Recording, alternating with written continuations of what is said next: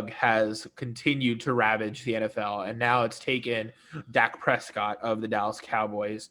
Um, he had a gruesome ankle injury. He seems to be out for the rest of the season, and they're hoping to have him back by next year because it seems like uh, the surgery went well and things are looking all right for him going forward. But right now he's out, and that sent the team that was already struggling into an even bigger spiral. So, guys, what do you think? I'm going to open the question for everybody. What do you think is going to happen to that situation? We know he's had contract issues in the past, and this was supposed to be his prove it year. But obviously now everything's different. So they got a new quarterback in place there with Andy Dalton. Is that a long-term solution? What can they do going forward? Is tanking for Lawrence an option? I'm just going to open it up for everybody. Yeah, so I'll take it from here. I'm just a little upset here because when a quarterback gets offered $30+ million and doesn't take it and then goes down with one of these gruesome injuries, it's just something we don't usually expect to see. I don't really know what his future is going to be. I don't know what his value is going to be. I know players and coaches in the organization do see Dak as their franchise QB still, regardless of this injury. Andy Dalton, he's proven success in Cincinnati, although they did have very many subpar seasons. Andy Dalton's not the worst quarterback to have as your backup. So although Dallas is not looking too bright, they are still winning that NFC East, which is looking, with all honesty, garbage. So I'm just curious to see his recovery. I hope obviously it goes speedy. We never like to see players go down to injury and potentially miss out on millions of dollars like in the NBA, Isaiah Thomas. But going to your point about Trevor Lawrence, there are other teams that are worse maybe and that have quarterbacks too already. So I don't think they're giving up on Dak here. They're building with Dak as their QB for the future. It's a break, so it's not impossible to come back from that. Any thoughts?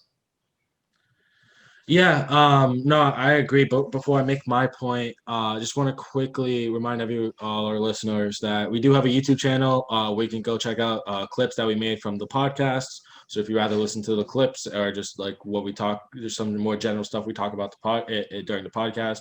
Make sure you go check out our YouTube channel at Backseat Banter. And if you like the stuff that you see, make sure you like, comment, and subscribe.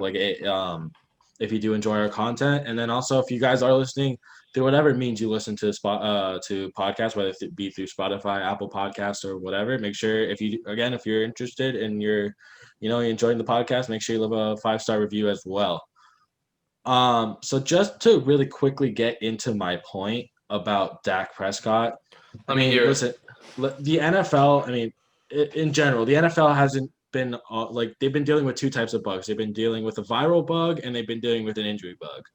And it's evident with both cases through the first 5 weeks. But with Dak Prescott, I think it more so is the annoying issue. The fact that, he was offered before the Pat Mahomes contract, the largest extension in NFL history or for a quarterback. And for some reason, plus million. Yeah, and for some reason he turned it down. For $33 million, I thought that was a pretty fair deal for Dak Prescott, given his struggles and given some of the more recent criticism about Dak Prescott and his game, even though he does have a bright future.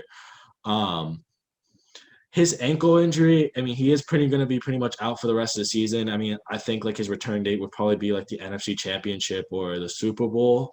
Which even at that point, I would, if by some reason the Cowboys are at that point in the playoffs, I still would take Andy Dalton over a coming back from injury Dak Prescott. The other thing is, we mentioned Andy Dalton being a long-term solution. It could be if the Cowboys decide to move on from Dak and figure he's too expensive for his value or whatever the case may be. And, Andy Dalton, again, is not a bad quarterback. he's had his issues in Cincinnati, but I think realistically we might be able to chalk it up to like Hugh Jackson and his issues as a coach. And then also like what Jonathan said, the tank for Lawrence, I don't think will be on. I don't know if that's like a viable option for them. Just because, like Jonathan said, there are teams that aren't that are doing far worse than the Cowboys now, and the Cowboys are also in a terrible division, so they might get second in their division with having a pretty mediocre year. Ben, do you want to continue? Yeah, and I think with Andy Dalton being a long-term solution, we shouldn't take one game and think that it's oh, we're all wrong about Andy Dalton. He's a good quarterback. He was in a team that was up and down most of his career. So you can't really just judge him off of one game in a new system. And I think it's going to take a long time to see if he is that long-term option. I don't know if he is. I hold my suspicions about him.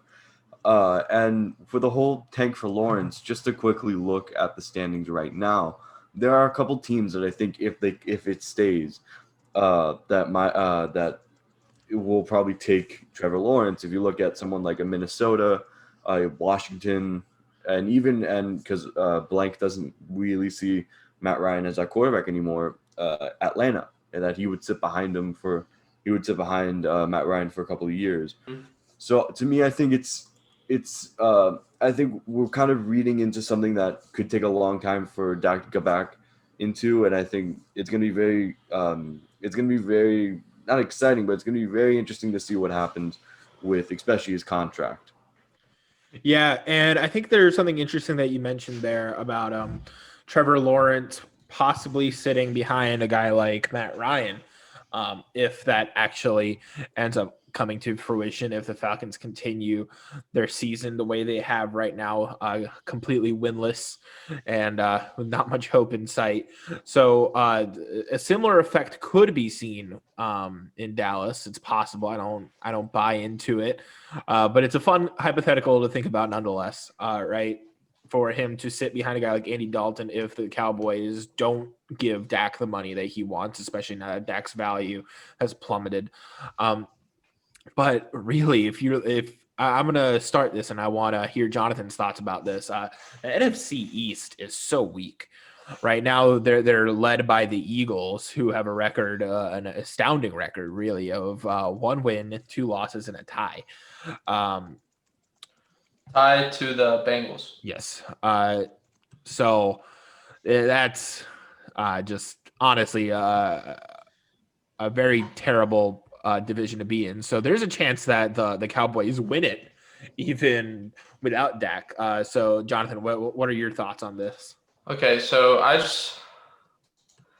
I am taken by shock when I look at this division. The NFC East is, if you viewers aren't familiar with the division, it is the Cowboys, the Giants, the Eagles, and the Washington football team.